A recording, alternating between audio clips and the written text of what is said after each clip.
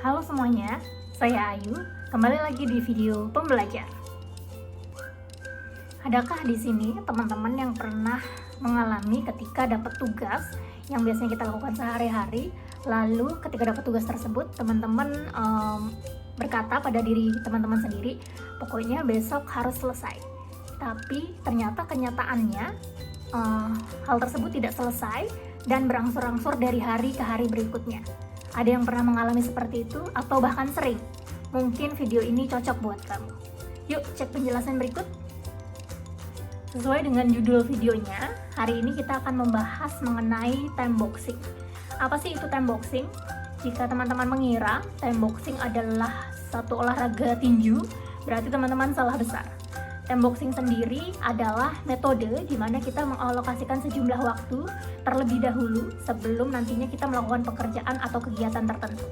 Nah, konsep time boxing ini pertama kali diperkenalkan oleh seseorang bernama James Martin, yaitu penulis buku Rapid Application Development. Time boxing juga disebut sebagai salah satu cara sederhana dalam mengelola waktu agar kita lebih produktif. Dan sekaligus juga mencegah kita untuk melakukan multitasking yang dianggap sebagai faktor penghalang produktivitas.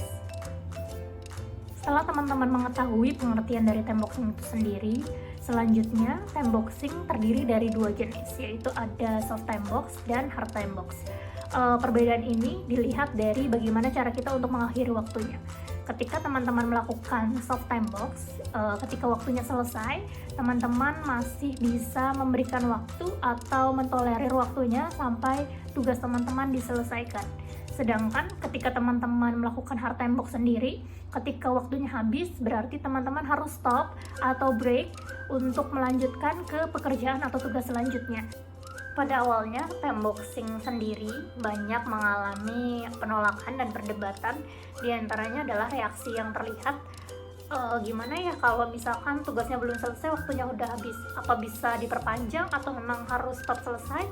Nah, banyak reaksi-reaksi lainnya juga yang didapat ketika time boxing itu diterapkan. Namun ketika kita bisa menerapkannya dengan konsisten, maka kita akan membentuk kebiasaan untuk selalu menggunakan waktu yang dialokasikan.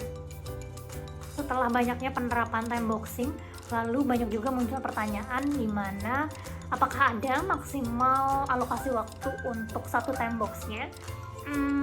Time box yang ideal itu adalah 45 menit sesuai dengan ritme biologis dan psikologis manusia. Ini alasannya kenapa di sekolah satu pelajaran itu intervalnya 45 menit. Setelah 45 menit, pelajaran berhenti, lalu ada breaknya dulu kurang lebih 5-15 menit untuk memulai pelajaran berikutnya. Nah, jika teman-teman punya pekerjaan atau ingin mengatur time boxing, ternyata pekerjaan itu lebih dari 45 menit, ada baiknya teman-teman membagi menjadi 2 kali 45 menit dengan break kurang lebihnya 5-15 menit. Lalu kalau misalkan pekerjaannya masih panjang juga, teman-teman bisa membagi boxnya menjadi 3-4 kali. Tetapi jangan lupa setiap boxnya harus disertai dengan break kurang lebihnya 5-15 menit.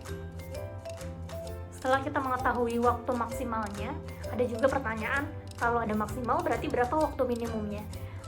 Sebenarnya untuk memberlakukan time box itu bisa dengan berapa macam durasi, seperti 10 menit, 20 menit, 30 menit, dan lain sebagainya.